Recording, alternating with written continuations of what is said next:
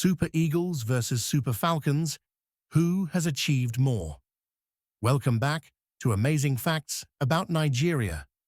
Today, we're diving into one of the most passionate debates in Nigerian sports history: Super Eagles versus Super Falcons. Two national teams, two legacies, but only one question: who has achieved more? Let's break it down, goal by goal, trophy by trophy, and legacy by legacy. Section 1. The Super Eagles. Legacy. The Super Eagles, Nigeria's men's national football team, are the pride of millions. Their journey began in 1949, and since then, they've soared to global recognition.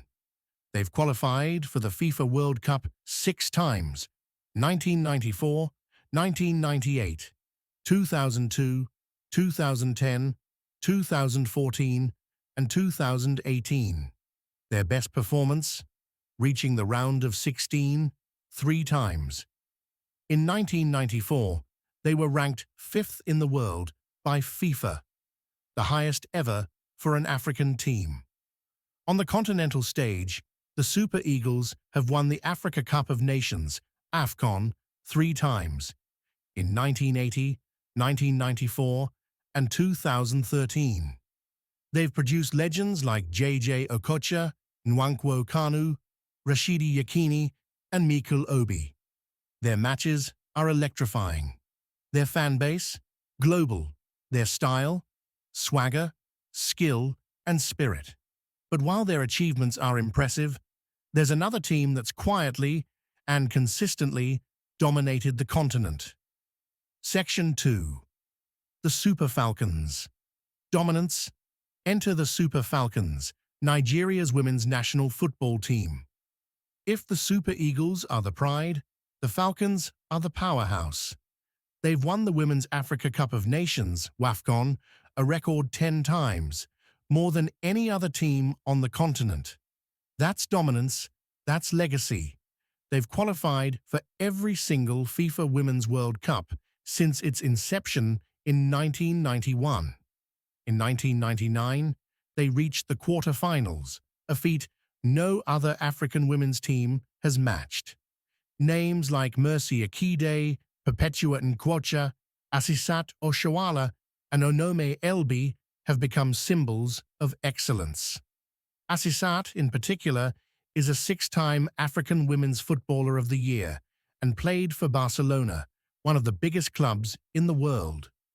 The Falcons have not only won more trophies, they've done it with less funding, less media attention, and fewer resources, yet they keep winning.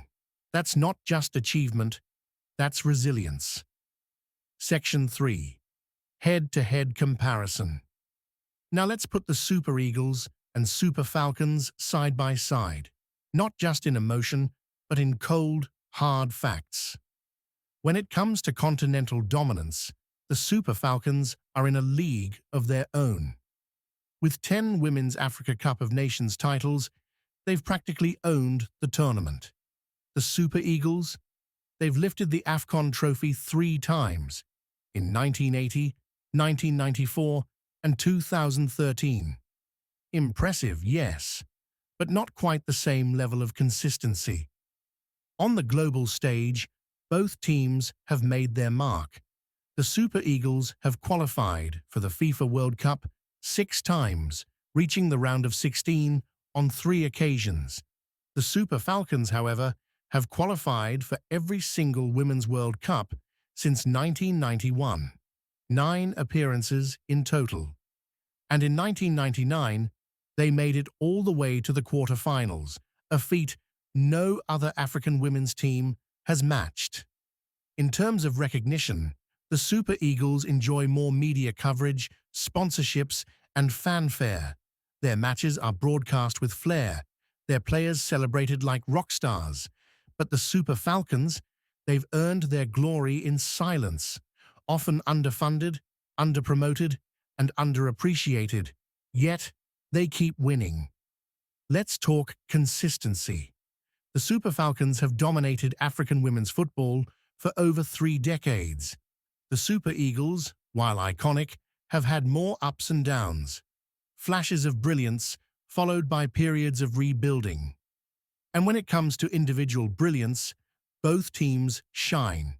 The Eagles gave us JJ Okocha, Nwankwo Kanu, and Rashidi Yelkini. The Falcons gave us Mercy Akide, Perpetua Nkwocha, and Asisat Oshawala, who now plays in China and has won the African Women's Footballer of the Year 6 times. So, who's ahead?